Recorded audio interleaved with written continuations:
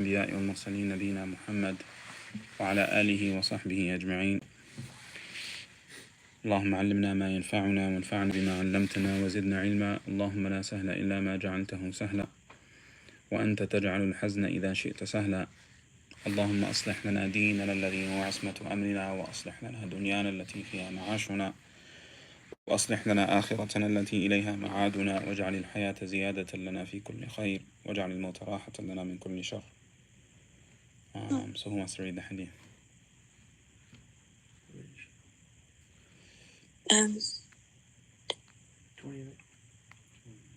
28.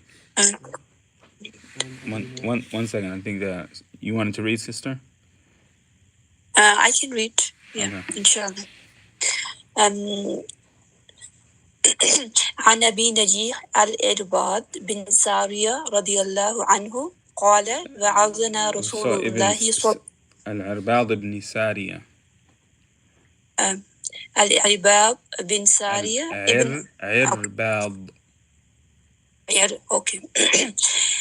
عرباض بن سارية رضي الله عنه قال وعظنا رسول الله صلى الله عليه وسلم موعظة وجلت منها القلوب وذرفت منها العيون، فقلنا يا رسول الله كأنها موعظة مودع فأوصنا.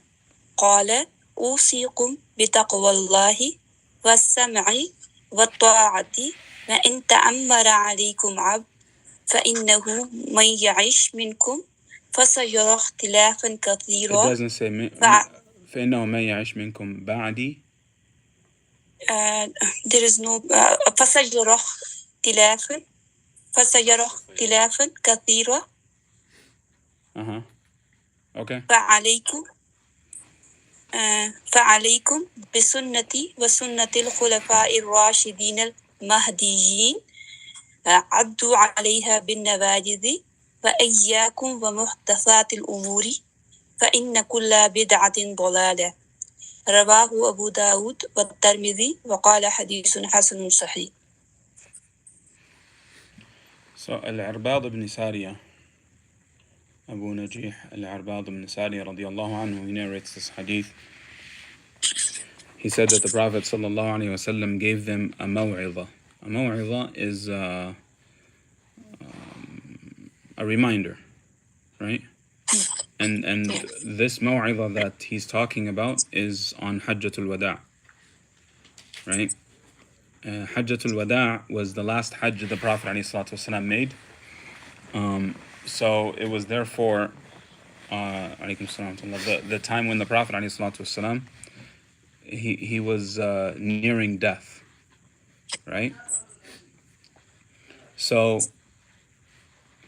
he says, وعظنا رسول الله صلى الله عليه وسلم موعظة وجلت منها القلوب وذرفت منها العيون.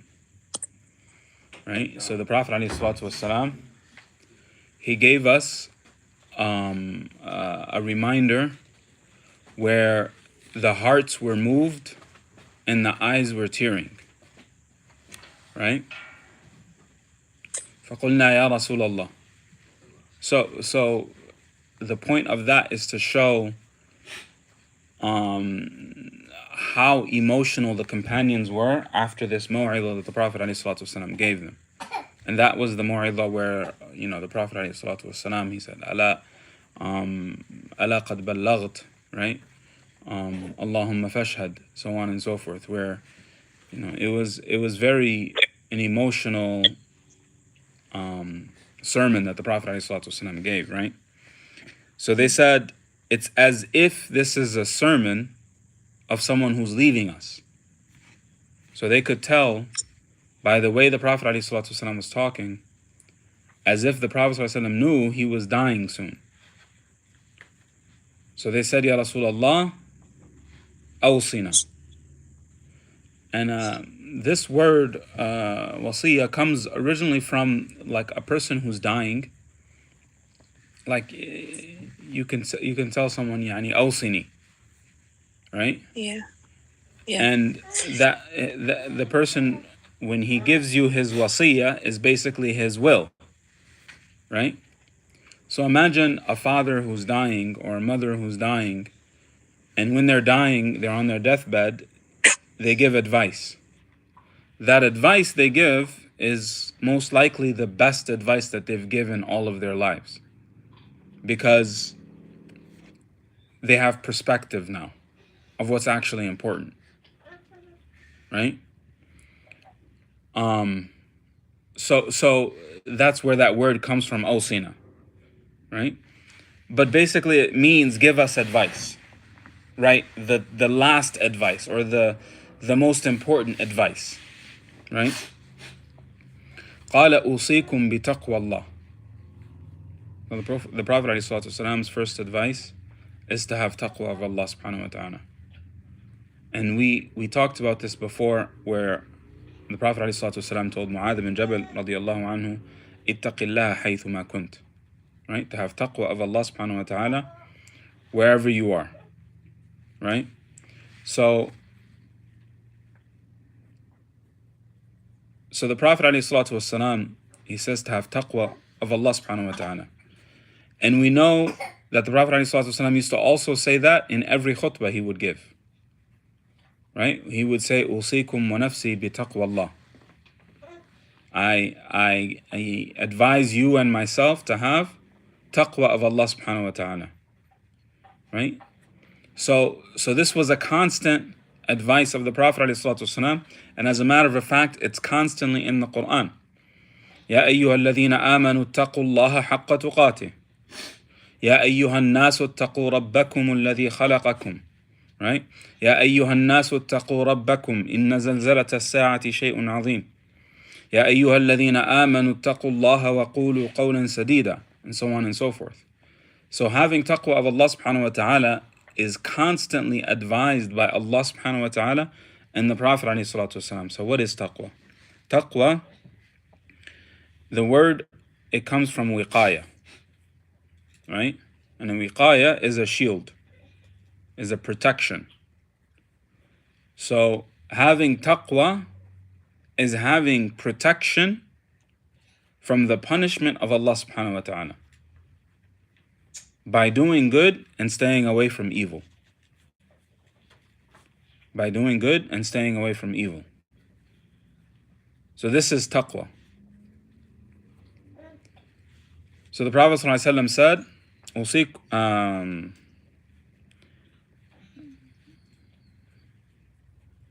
بتقوى الله, to have taqwa of Allah subhanahu wa ta'ala, and to have sam' and ta'a, to hear and to obey, right? And to hear and to obey. وَإِن تَأَمَّرَ عَلَيْكُمْ عَبْدٍ, even if a slave became your leader. Even if a slave became your leader. Now, I want you guys to sort of understand this. Imam Malik rahmatullahi alayh, one thing that made him extremely unique in studying was his manners, right? He had very high manners.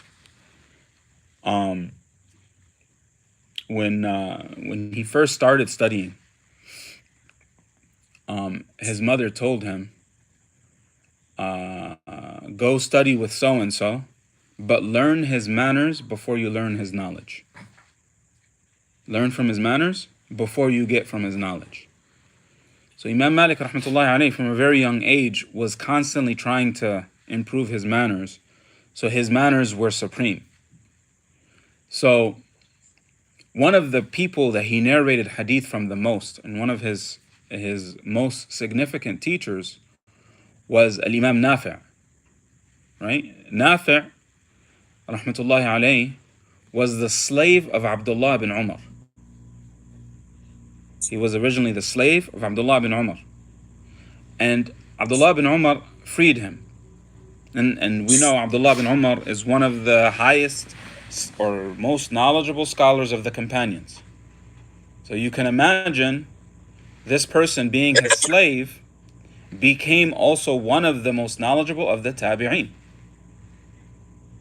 Does that make sense? So Nafi', there was this other Sheikh, Al-Imam al-Zuhri, rahmatullahi alayh. Al-Imam al-Zuhri was a descendant of Quraysh, right? And as we all know, the heritage of Quraysh is very high, or their lineage is considered to be like the highest of the Arabs, right? So Az-Zuhri didn't like to narrate from Nafi' because he's a slave. He didn't like that. So what he would do is he would go listen from Nafi' and say, what did Abdullah bin Umar say? So he would say, Abdullah bin Umar radiallahu anhu, he said so and so, he said so and so. So then Imam Zuhri would go to Salim. Salim is Abdullah bin Umar's son. Okay? And then he would say, hey Salim, did Abdullah bin Umar say this and this and this and that? He said, yeah, he did. So then he would narrate it, how he heard it from Nafi'. Okay? Wow. Because, But through Salim, yes. He would say, I heard from Salim that Abdullah bin Umar said that the Prophet ﷺ said such and such. So Imam Nafi' used to get very angry at that, to a certain point where he actually didn't like for students to come learn from him because he was very angry about that. Right? So Imam Malik, rahmatullahi alayhi, was smart. So instead of going to him and saying, Ya Shaykh Nafi', what did Abdullah bin Umar say? He would act like he would strategically plan to meet him on the road and act like he's going in the same direction, and then he would not pay him attention. But then as they're talking and stuff, and then he would just extract stuff, get stuff, to the point that no one narrated from Imam Nafi' as much as Imam Malik rahmatullahi alayhi did. So the point that I'm trying to make is how the Arabs saw that someone is not respectable because they're a slave, because they were a slave. So if you were a slave at some point in your life, I don't care, this is their mentality. This was their mentality. I don't care how good you do, because Imam Nafi' was considered one of the most knowledgeable people in Medina, or the most knowledgeable in Medina, because he was considered more knowledgeable than Salim. Salim is Abdullah bin Umar's son, but Imam Nafi' was more knowledgeable than him, right? But even though he was more knowledgeable, he wasn't as respectable, so to speak. Do you get what I'm saying? At the time, yeah. Because why is that? Because when someone is a slave in the Arab culture, there is no dignity to that person, right? So therefore, the worst possible person to be a leader is a slave or a previous slave. Does that make sense? Meaning you can have anybody else, but not a slave.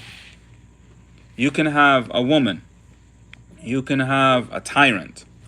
You can have, and the list goes on, but just not a slave. And this is what I'm saying in their culture. Does that make sense? So when the Prophet ﷺ says you have to hear and you have to obey, even if a slave is your leader, the reason why he said even if a slave is your leader is because that is the worst possible leader culturally for the Arabs. There is no worse leader than that culturally for the Arabs. Does that make sense? So even in that case, where this is the worst possible leader that you guys are considering the worst possible leader, that you have to hear and you have to obey. Right? And why? He said, فَإِنَّهُ مَن يَعِشْ مِنْكُمْ بَعْدِي فَسَيَرَى اخْتِلَافًا كَثِيرًا. Because whoever lives after me will see lots of differing ways.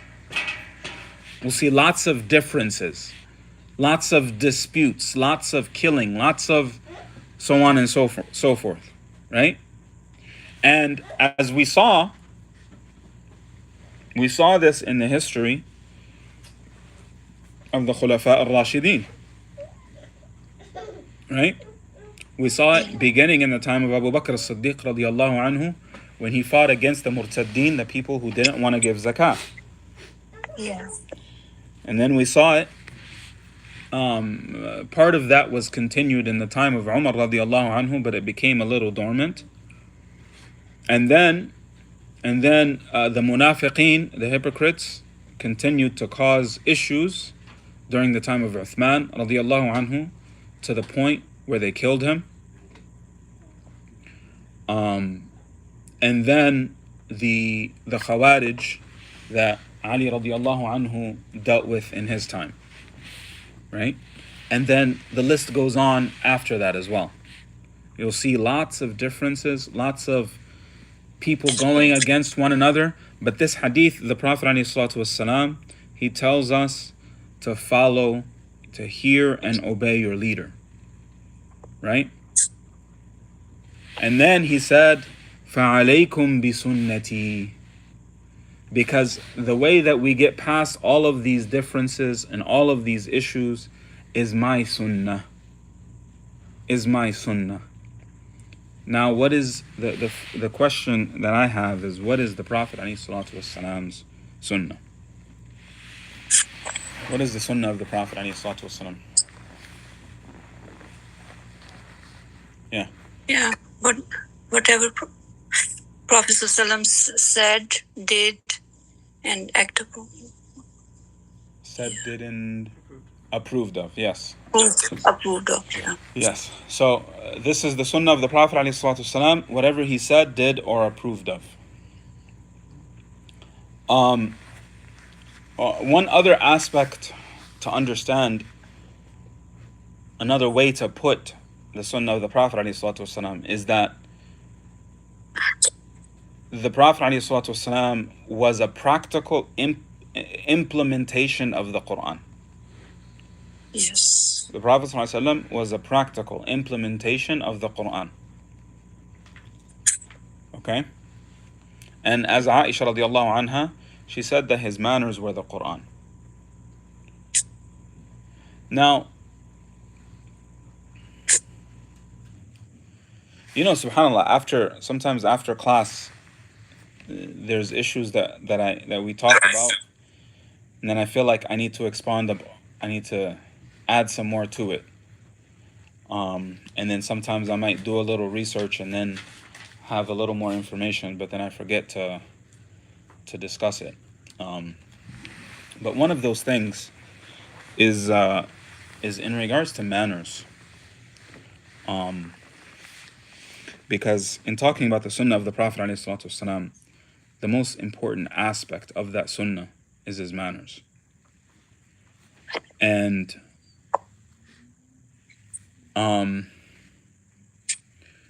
there's a hadith, the Prophet ﷺ said that a person, he reaches the level of someone who prays all the time and fasts all the time by just having good manners.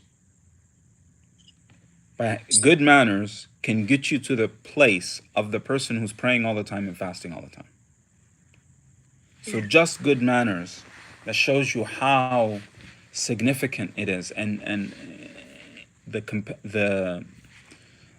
companions, the tabi'een, and all of the scholars after them, they made it an emphasis where they've always said that تَعَلَّمْنَا الْأَدَبَ قَبْلَ الْعِلْمِ, that we learn manners before we learn knowledge. Manners are so critical because I mean, think about it. I saw some videos online where there's this ongoing joke where Americans think it's normal to tell your parents no, right? Or to talk back to your parents, right? And when in Islamic culture, you know, we're taught to have very high respect for your parents, so on and so forth, right? So it's interesting how there's that big contrast between having respect and not having respect. And one more thing to mention towards that, I know someone who was going to therapy, and when this person was with the therapist, they were getting a call from their mother, right? And it was like, yeah, I got to take this call. The therapist was like, why do you have to take it right now? You're in therapy. So they were like, yeah, but I have to take it. Otherwise, she's not going to stop calling. Right? Like, she's going to call and she's going to call and she's going to call and she's going to call. So the therapist was like, well, you got to create boundaries. You need to tell her, you can't do that. Right? But like, that's no, you can't do that. I mean, Islamically speaking, that's a problem, because the thing is Allah, we're taught by the Prophet ﷺ of the status of your mother. So we're taught that I think we talked about this hadith where there was a man from Bani Israel, and he was praying for long hours. So his mother calls him, and he's like, okay, it's my salah or my mother? He's like, my Lord, of course, before my mother, right? So he didn't go. So she calls and calls. He doesn't come because he's praying. So then she makes dua against him. Long story short, something really bad happened later on. But because she made dua against him, and the Prophet ﷺ said, if he had fiqh, which basically means an understanding of how we're supposed to worship Allah properly, then he would have left salah and went to his mother. Right? So it's actually a very important fact that if you're in salah and your mother calls you, you have to leave salah and go to your mother. This is the level of importance that Islam has given to the mother. Like, her calling you is more important than the salah at that time, as long as obviously it's not going out, there's no other muharramat involved, right?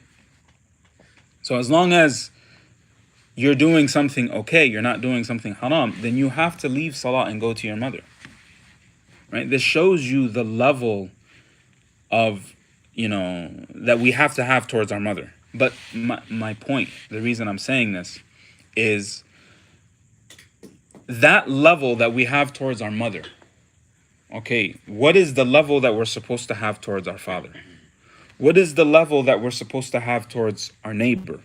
What is the level that we're supposed to have towards a normal Muslim? What is the level that we're supposed to have towards our sheikh? What is the level that we're supposed to have towards, someone of knowledge, period? What is the level? The list goes on. Right? So, but the more that we understand how to behave with everyone, the closer that brings us to Allah subhanahu wa ta'ala. So it's a very important thing that we have to do is constantly learn how to have good manners. And then also, what is the purpose behind these good manners? Like, there's a thing that is involved in good manners that's called tawadu.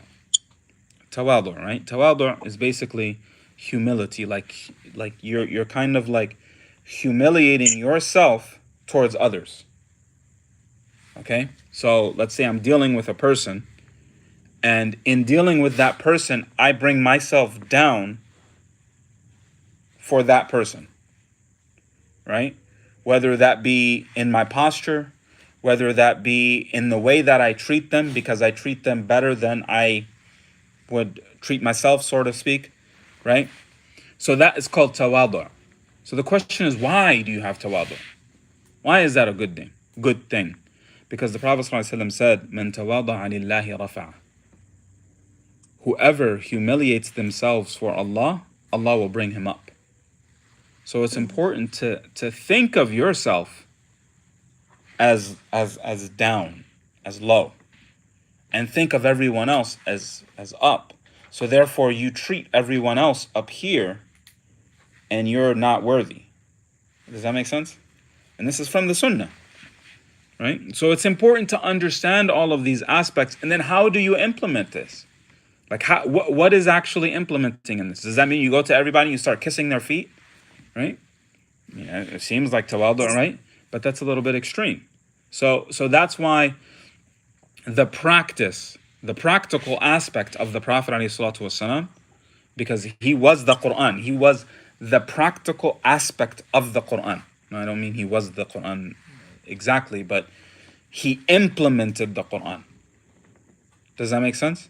As Aisha radiallahu anha, she said, his manners were the Quran. His manners, they were the Quran. So his, like, how he treated people, how he implemented these manners, it's very important for us to learn more about that so that we can try to implement this within our lives. So he said, alaykum bi sunnati, so hold on to my sunnah. So therefore, it's important for us to learn the sunnah, and alhamdulillah, Allah blessed us today to put a little bit of effort towards learning the sunnah, and may Allah subhanahu wa ta'ala continue to bless us to learn more of the sunnah of the Prophet alayhi salatu wasalam. But also he said, وَسُنَّةِ الْخُلَفَاءِ الرَّاشِدِينَ, and the sunnah of the khulafa, of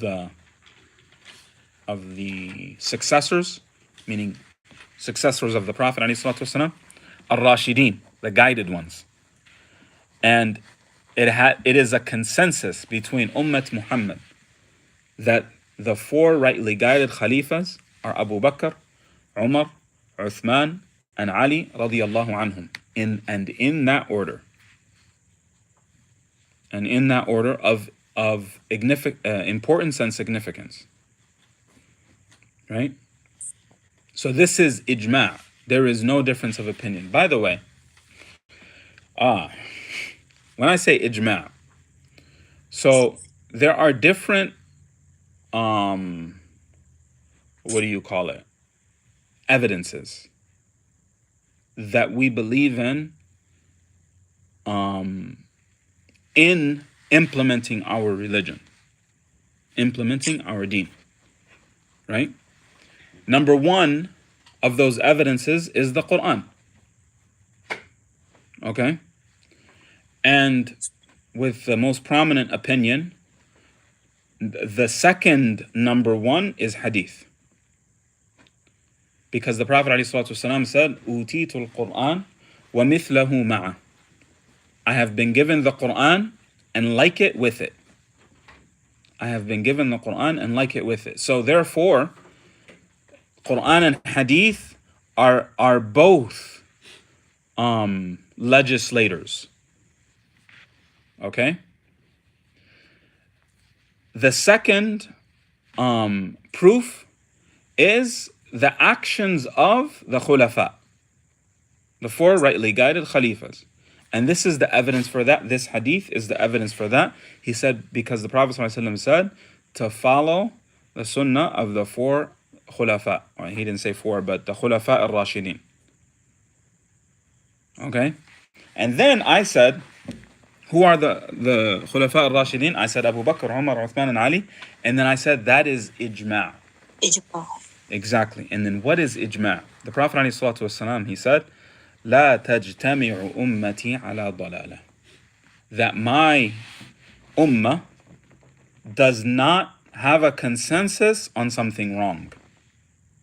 So this is also evidence when there is a consensus between the scholars about a specific issue. For example, there is ijma' that there are 2 rak'ahs for Fajr.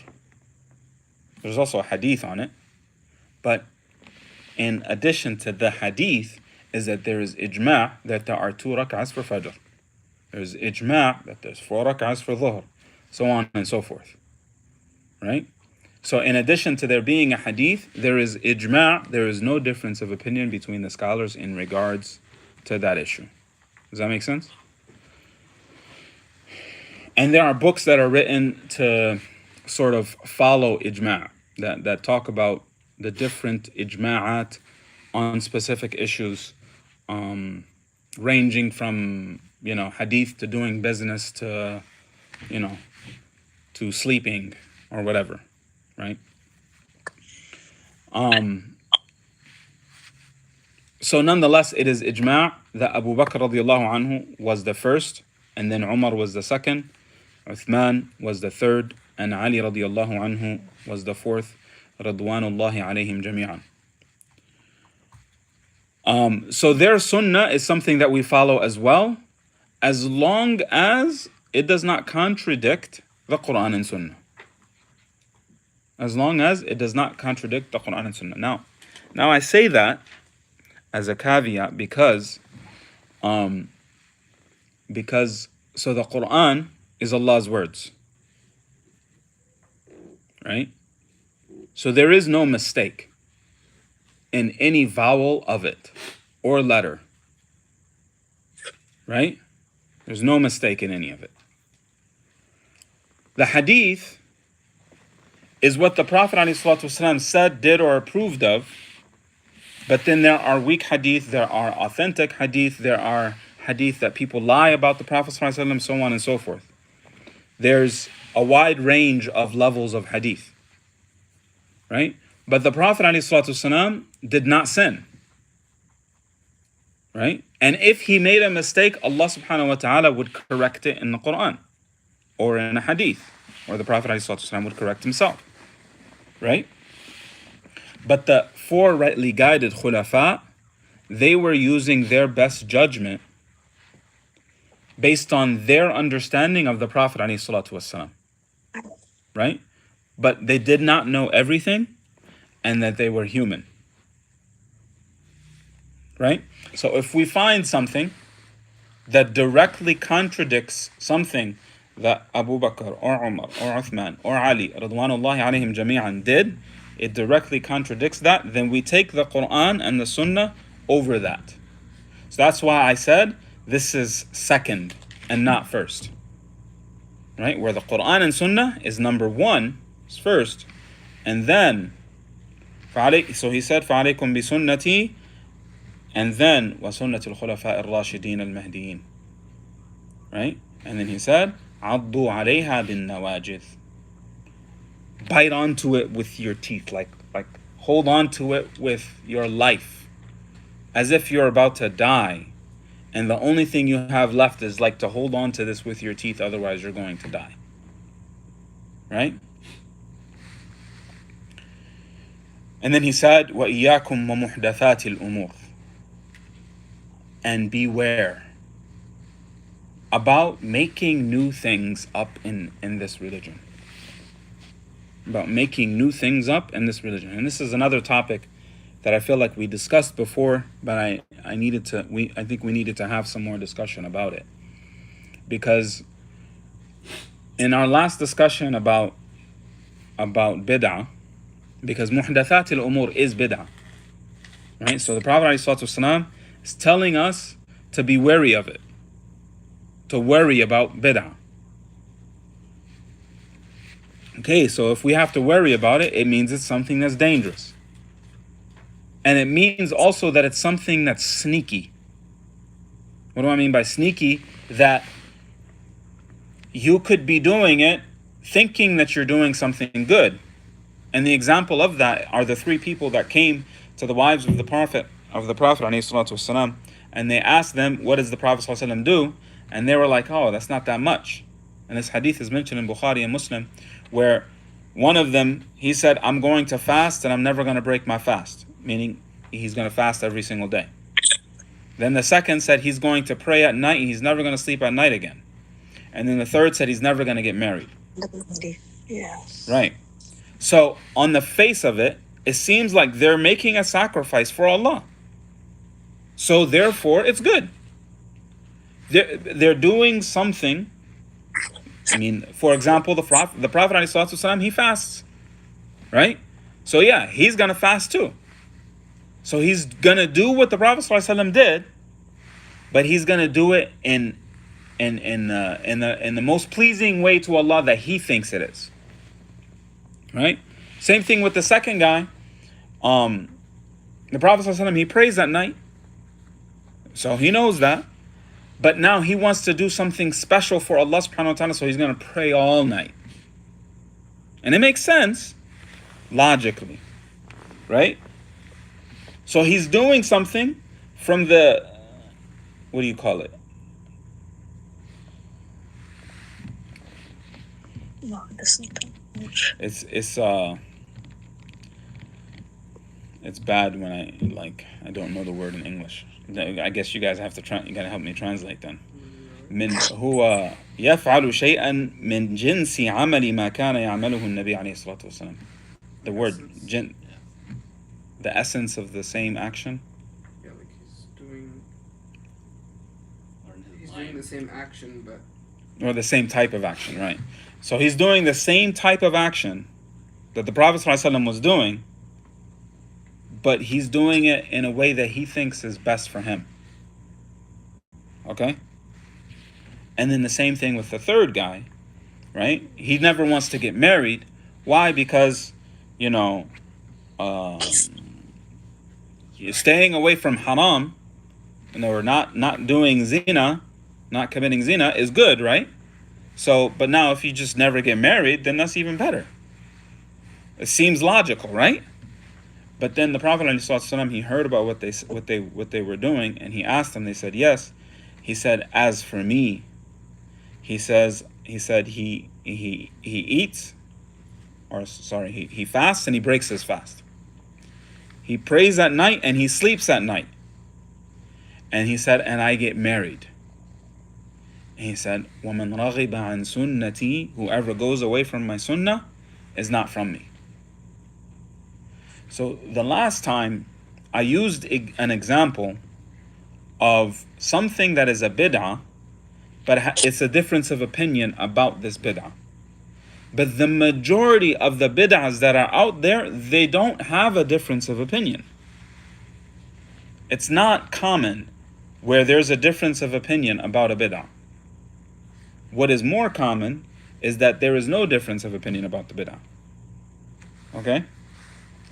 Now, what I urge all of us to do is that if you are faced with an action, okay, and now you want to do this action, but you're not sure. Some people say it's a bid'ah, some people say it's not. What I urge you to do, number one, is get knowledge about that thing. And make sure that it's exactly what the Prophet ﷺ did. If it's not, then I urge you to stay away from it.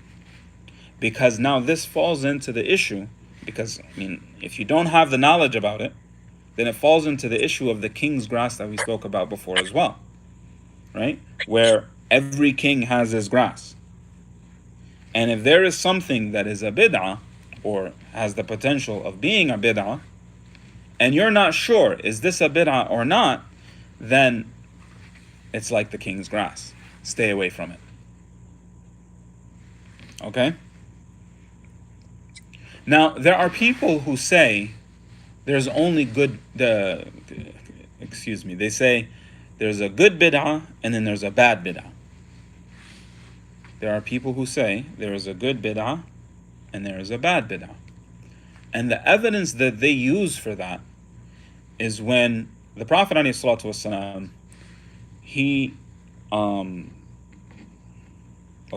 let me not mention that first.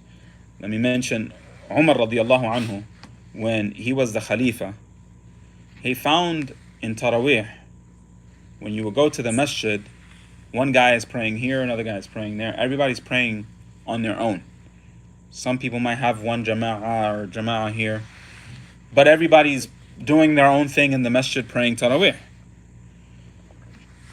So then Umar radiallahu anhu, he told them, let's stop that. And he put one imam in charge of Taraweeh, and then everybody prayed behind him. And so when he went back and he sat down, he said, "Ma ahsana hadhihi al-bid'ah." He said, how beautiful is this bid'ah? Right? And this is an authentic hadith. Right? So, and we just learned that we're supposed to follow Sunnah of the Prophet ﷺ and the Sunnah of the Khulafa.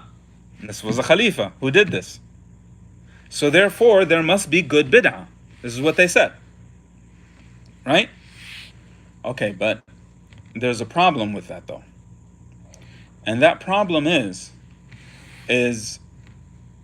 what Umar radiallahu anhu did, it wasn't something new. Actually, also narrated in Bukhari and Muslim, the Prophet ﷺ, if I remember correctly, Aisha radiallahu anha narrated this hadith where the Prophet ﷺ, he prayed Taraweeh one night and everybody prayed behind him. Then he prayed Taraweeh again the second night, and it was more people because they heard about it. So they came and they prayed with the Prophet ﷺ the second night. Right? So I believe it was 2 nights. And then the third night, the Prophet ﷺ didn't go back out again. So they're like, what happened, Ya Rasulullah? He said, I'm worried that it will become an obligation on you. So he stopped. Right? So what Umar radiallahu anhu did, the Prophet ﷺ did before. He didn't make it up. So what does it mean? How beautiful is this bid'ah? Okay, that's the thing here. We need to understand Arabs in order to understand what Umar radiallahu anhu said. When Islam came, okay, it came with terminologies, bid'ah, for example, salah, for example, that already existed. Okay? Those terminologies were already being used for other things. Does that make sense? So, like for example, salah. Salah originally meant dua. But then Islam came and put salah specifically on this specific thing that we do 5 times a day. So now when I say salah, you guys know what I'm talking about. Right? Where in the Quran, Allah subhanahu wa ta'ala uses the word salah to mean dua. Right? He uses the word salah multiple times in the Quran to actually mean dua and not the salah that we do. Why? Because this was the Arabic language. Does that make sense? Okay, so now the question is, what did bid'ah mean before the Sharia came and made it this thing that is an innovation in Islam? Bid'ah before meant just something new. Right? So, I mean, if you think about it, it was stopped during the time of the Prophet ﷺ. It was not done during the time of Abu Bakr radiallahu anhu. So now Umar radiallahu anhu is doing it. So it's something new compared to what has been done. But not a bid'ah from the Islamic sense. Does that make sense? Yes. So what Umar radiallahu anhu said, that this, how beautiful is this bid'ah, scholars say that this bid'ah that Umar radiallahu anhu was talking about is that it was something relatively new and not that it is a good bid'ah, because if it was a good bid'ah, it would have been something the Prophet ﷺ did not do. But the Prophet ﷺ did it. Right? And everybody agrees that the Prophet ﷺ did it. There's nobody who says the Prophet ﷺ did not do it, because there is an authentic hadith in that regard. So therefore, there is no solid evidence that there is a good bid'ah and a bad bid'ah, that there are only bad bid'ahs. Okay? That there is no such thing as a good bid'ah. So therefore, we have to do our best to stick to the sunnah of the Prophet ﷺ. And then he said, وَإِيَّاكُمْ وَمُحْدَثَاتِ الْأُمُورِ فَإِنَّ كُلَّ بِدْعَةٍ ضَلَالَةٍ. Because every bid'ah is a misguidance. Like, it might seem good. Like those 3 people. One was fasting all the time. One was praying all night. One said, I'm never going to get married. They thought they were doing something good. but it's a misguidance. And this is the thing about the bid'ah, and this is why I said it was sneaky, is because it looks good. On the face of it, it seems like it's actually something that's good, but nonetheless, it will misguide you. And a bid'ah misguides you such to the point that it can lead to kufr. It can lead to disbelief. And the reason why this is something that leads to disbelief is because, and this is why we say, رَضِيتُ بِاللَّهِ رَبًّا وَبِالْإِسْلَامِ دِينًا وَبِمُحَمَّدٍ صَلَّى اللَّهُ عَلَيْهِ وَسَلَّمَ نَبِيًّا. Prophet ﷺ taught us to say this, to say, I am happy with Allah as my Lord, and I am happy with Islam as my religion, and I am happy with the Prophet ﷺ as a prophet. Right?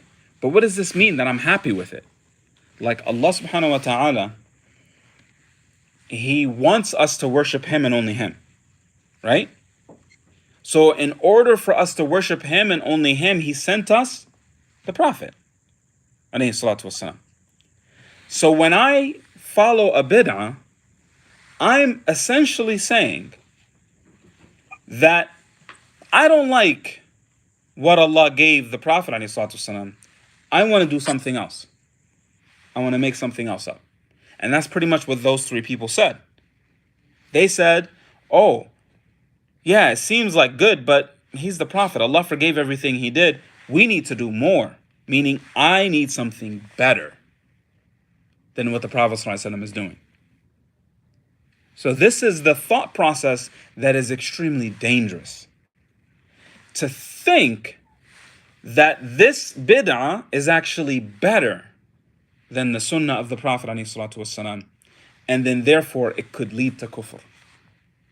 It could push you towards kufr because it pushes you towards questioning the Prophet ﷺ, and then therefore, and that's the definition, or where Allah subhanahu wa ta'ala, He talks about those types of people, and He says, وَأُمْلِي لَهُمْ إِنَّ كَيْدِي مَتِينٌ.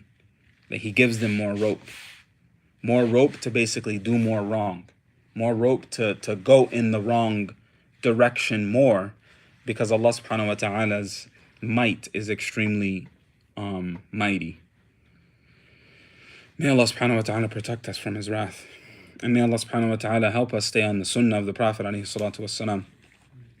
Because there is nothing better than the sunnah of the Prophet alayhi salatu wasalam. رضيت بالله ربا وبالإسلام دينا وبمحمد عليه الصلاة والسلام نبيا.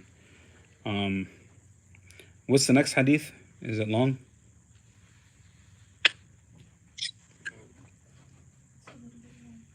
It's long? Okay. Alright, so any questions about that? Let's leave it at that then, inshallah. No.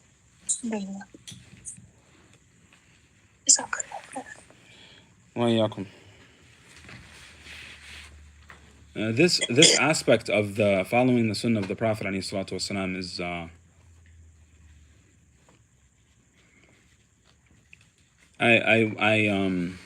tangentially went to a lecture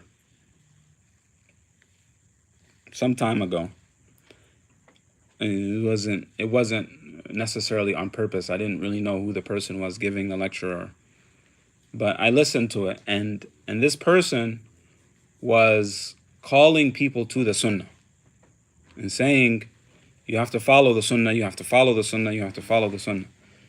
And then in him saying, you have to follow the sunnah, you have to follow the sunnah, he said, therefore you have to follow Sheikh so-and-so, Sheikh so-and-so, Sheikh so-and-so. I thought that was interesting because, isn't following the sunnah mean following the sunnah, right? So we talked about this before. Somebody asked me, what's that? It's about if it's taking the madhab, a specific madhab. Right, the madhab. Yeah, and someone asked about following the madhab. And my response was to have a sheikh. And that sheikh, if he's going to teach you that madhab, if that's how he's going to give you that knowledge, then take it that way, right? Or if that sheikh is teaching you from a hadith, then take it that way. Because the thing is any sheikh you go to, he will give you his opinion. So essentially, that is his madhab. Okay? So for anybody to say, I don't follow any madhab, it's not true. You have your madhab. Right? So Imam Malik, rahmatullahi alayh, when he said, by the way, Imam Malik's opinion, that if you accidentally break your fast in Ramadan, that you have to make that day up. Okay? This was Imam Malik's opinion. His opinion was based from the Quran and Sunnah. He didn't come up with that from thin air. Right? Although there are not, I don't know of any scholars, contemporary scholars, who agree with that opinion. But still, he didn't come up with it from thin air. It was his opinion based on evidence that he had. Do you get what I'm saying? But that's the thing, is that we're all human. Okay? And I might look at that opinion or any other opinion of Imam Malik and I may disagree with it. Right? Maybe because I might have a different way of looking at it. Or maybe because I might have evidence that Imam Malik may not have had. Maybe. But that does not mean that I am a better source than Imam Malik. It does not make me a better source than Imam Malik. It just gives me a different opinion. Is this opinion better than Imam Malik's? That is for each individual to determine for themselves. Because at the end of the day, we're not following Imam Malik or Imam Shafi'i or Imam Ahmad or Imam Abu Hanifa. Because every single one of them said, don't follow me. They said, follow Allah and His Prophet. Every single one of them, they said that. Right? So it saddens me when I hear different people telling people, follow the Sunnah, then follow Sheikh so-and-so, and follow Sheikh so-and-so, and follow Sheikh so-and-so. That's not very logical. What makes more sense, that what we should do is find a teacher who seems like he's following the Sunnah the most, learn from him as much as you can until you can find another teacher who seems like he's closer to Allah more, and then learn from him as much as you can as well, and then continue doing that. Continue in this path in learning until you become a mujtahid. Because you have the normal type of person, which is, like me, is a muqallid, a follower. Right? Why would I be a follower? Because I don't have enough evidence to take me out of that. Right? I try my best to I think probably I'm going a little bit harsh on myself, because maybe a follower is a little bit too low for me, but maybe I'm a student. Okay? Because the next level up is a student. And a student is someone who has the ability to learn and figure out for himself, what did the Prophet ﷺ actually say, and what is actually the Sunnah of the Prophet ﷺ. Right? So, like me growing up, I grew up as a Maliki. Right? I learned in the Maliki madhab. But even though I learned in the Maliki madhab, there are things that I have taken that disagree with Imam Malik, rahmatullahi alayh. Because I felt that the Sunnah of the Prophet ﷺ seemed to be different. Right? So, and that's because, alhamdulillah, Allah blessed me with the ability to actually be able to seek knowledge for myself. Okay? So the lowest level, though, is someone who doesn't have that ability to go seek for himself. Like let's say, for example, let's say you accidentally added something in salah. You added something extra in salah. Let's say you stood up by accident when you were supposed to sit, for example. So you added a standing in salah. Okay. We all know you're supposed to do sujood al-sahu, the 2 sajdas at the end. The question is, do you do it before you say assalamu alaikum, or do you do it after? Yeah. Yes. Okay? Now, this is a difference of opinion between the scholars. So I'm just bringing this as an example, not to solve the issue here. Yes. So in this example, okay, if I have the ability to go look at all the different scholars' opinions and all of their evidence for that opinion, right? So I'm looking at 2 different things. One is the opinions between scholars. And then 2 is the evidence that these scholars use for their opinions. And then I look at the one that makes the most sense to me. This is a student of knowledge. So therefore, I take path A. So this is what I take, because it seems like this opinion is most with the sunnah of the Prophet ﷺ. By the way, all of these scholars probably had all the same evidence that they were looking at, but they formed different opinions. Yes. Do you get what I'm saying? So the reason I say that is because I have to have respect for the others who have the different opinions. I have to have that respect for them. Okay? But then the level that is below that, the muqallid, I don't have the ability, as a muqallid, I don't have the ability to actually go and look at all of this for myself. So therefore, let's say I'm a muqallid of Imam Malik, I say, Imam Malik said this, and this is what I'm doing. That is okay. But a Muslim should not be a muqallid for his life. Because you cannot, you can't go to Allah subhanahu wa ta'ala on the day of judgment and say, oh yeah, I did this wrong because Imam Malik said it. That's not going to help you. Oh, the Zoom stopped working. So it's not going to help you to say, I did this because Imam Malik said it. So it's important for us to continue to learn. So you get out of the muqallid stage. So there is the muqallid, there is the talib. I know that you wanted to listen to this. Let me start again.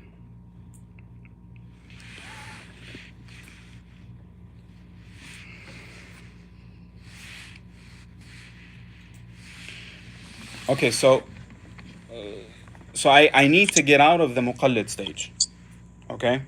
Because you don't want to be there. So there's the muqallid is the lowest level. Then the next level is a talib, a student of knowledge who can actually learn for himself to get the opinion for himself. That's the talib. Then the level above that is a muqtasid. Muqtasid. Right? And the muqtasid is someone who has enough knowledge, right, to discern an opinion on all issues in Islam. Right? This is the muqtasid. To discern an opinion about all issues on Islam. Right? And then there is the mujtahid. The mujtahid is a scholar, the person who can give a fatwa. Who can give a fatwa about an issue that may not have been discussed before. Right? So, I mean, it'd be nice if we're all mujtahidun. That would be amazing. But everybody has to work on their level and build up from there, wherever their level is. You should never be satisfied with being a muqallid, or even being a talib, or even being a muqtasid. Right? You want to be a mujtahid. This is hopefully our goal. May Allah subhanahu wa ta'ala bless us with more knowledge. And Allah told the Prophet ﷺ, the most knowledgeable of mankind, وَقُلْ رَبِّ زِدْنِي عِلْمًا. He told the Prophet ﷺ to say, oh Allah, give me more knowledge. Right? So it's critical and important that we seek more knowledge. May Allah subhanahu wa ta'ala bless us with more knowledge so that we can follow the Quran and the Sunnah. Not Shaykh so-and-so and Shaykh so-and-so. right? With all due respect to all of the mashayikh. But understand that everybody or no one is mistakeless. The only one that didn't have sins was the Prophet ﷺ. Any questions about that? Sorry, I went on a tangent there, but